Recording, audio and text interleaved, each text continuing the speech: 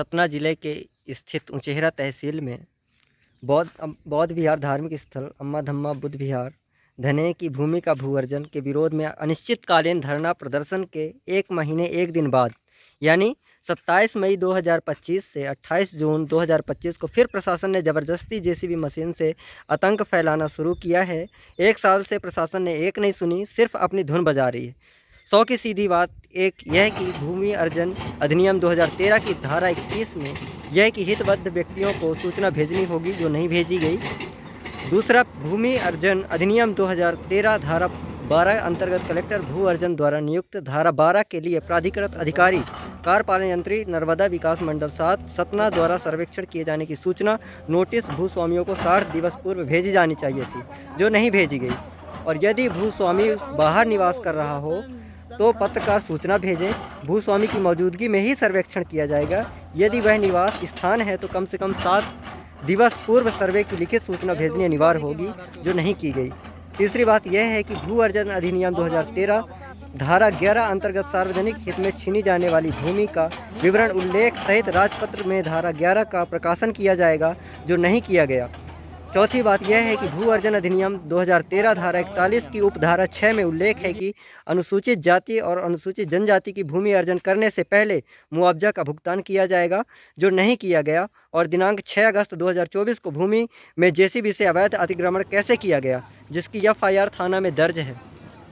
पांचवी बात यह है कि भू अर्जन अधिनियम 2013 की धारा 4 उपधारा 1 में प्रावधान है कि प्रभावित गाँव की ग्राम पंचायत में प्रस्ताव पारित किया जाएगा। सूचना के लिए घर घर डिग्गी पिटवाई जाएगी, जो नहीं किया गया। सरपंच का साफ कहना है कि हमें प्रशासन ने कोई सूचना नहीं दी है। अगली बात यह है कि भू अर्जन अधिनियम 2013 की धारा 4 उपधारा में स्पष्ट उल्लेख है कि धार्मिक पूजा स्थल निर्माण कार्य नहीं किया जाएगा। इस संबंध में कार्यपालन यंत्री नर्मदा विकास संभाग 7 सतना मध्य प्रदेश द्वारा प्रमाण पत्र प्रस्तुत किया है कि नहर धार्मिक स्थल से नहीं निकाली जा रही, फिर बौद्ध विहार के भीतर से नहर का अवैध निर्माण क्यों कराया जा रहा है। यह भारतीय संविधान की मौलिक अधिकार अनुच्छेद 25 और 26 का उल्लंघन है। अगली बात यह है कि भारतीय संविधान के अनुच्छेद 300 का में प्रावधान है कि सरकार कानूनी प्रक्रिया अपनाए बिना किसी की ज़मीन नहीं ले सकती। अगली बात फिर यह है 8वीं की भूमि स्वामी बौद्ध धर्म अंतर्गत अल्पसंख्यक समुदाय वर्ग से हैं। बौद्ध विहार धार्मिक स्थल की भूमि सामाजिक, शैक्षिक एवं सांस्कृतिक संस्थान की स्थापना के लिए आरक्षित भूमि है। उक्त भूमि पर अवैध नहर निर्माण करना भारतीय संविधान मौलिक अधिकार अनुच्छेद 29 और 30 का उल्लंघन है। फिर मध्य प्रदेश भू राजस्व संहिता 1959 की धारा 237 अंतर्गत कलेक्टर को यह अधिकार है कि पूजा स्थल की भूमि को पृथक रखा जाना चाहिए। फिर किस आधार पर कलेक्टर इस भूमि का बलपूर्वक भू अर्जन कर रहा है।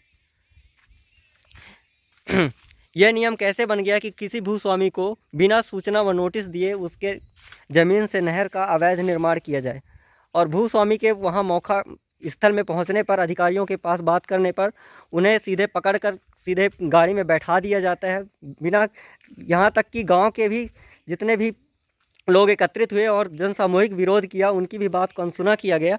यहाँ हम बात करेंगे भूस्वामी जो कि भैया लाल चौधरी हमारे दादाजी हैं। मैं बात करके उनसे खुद ही पूछता हूँ, क्या आपको नहर के संबंध में कोई सूचना व नोटिस दी गई है? आपके पास आई है कोई नहर से संबंधित कोई सूचना व नोटिस? पहले तो नहीं आई। नहीं आई। और जब कल 28 जून को प्रशासन के उपस्थिति में मशीन के द्वारा ज़बरदस्ती अवैध निर्माण किया गया, जब आप अधिकारियों के पास गए उसे रोकने के लिए, तो आपके साथ क्या सलूक किया गया? हमारे ही तो एक गाड़ी में बंद कर देंगे मादर चौधरी, सीधे गाड़ी में बंद कर दिया गया। आपकी बात नहीं सुनी गई, है ना? इसको सीधे बलपूर्वक किया गया, एक गुंडे के तरीके से, दूसरा प्रशासनिक बल के तरीके से। गुंडा बुलाए रहा बौद्धर चो तब मारे खिलाने का। और कोई भी, यहाँ तक कि आपने गांव के लोगों को जोड़ा तो कोई किसी की बात नहीं सुनी गई, है ना? और सीधे आपके खेत के सीधे मतलब रौंद दिया गया मशीनों के द्वारा। अब हमारे बुद्ध विहार से कोल के ले जा वाले आ जाए, भाई कोल के ले जाए तो हमारे बैठ जाए, कौन है जवाबदार? हाँ बिल्कुल, यह बौद्ध विहार है, अम्मा धम्मा बुद्ध विहार धने पूरा, आप ये देख सकते हैं। ये जिसका प्रशासन बिल्कुल भी इसको नज़रअंदाज कर रहा है ना? इसको आप देख सकते हैं। ये पूरा ये भूस्वामी मतलब धार्मिक स्थल के लिए ही ये भूमि को दान एक तरीके से समाज को दिया है ना?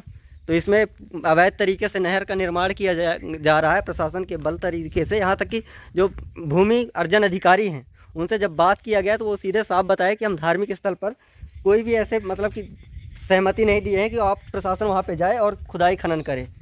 इस प्रकार से आप देख सकते हैं कल 28 जून को प्रशासन ने पुलिस प्रशासन बल के द्वारा ये पूरा खुदाई किया गया है, ये पूरा ज़मीन को रौंद दिया गया है। ये देख सकते हैं आप।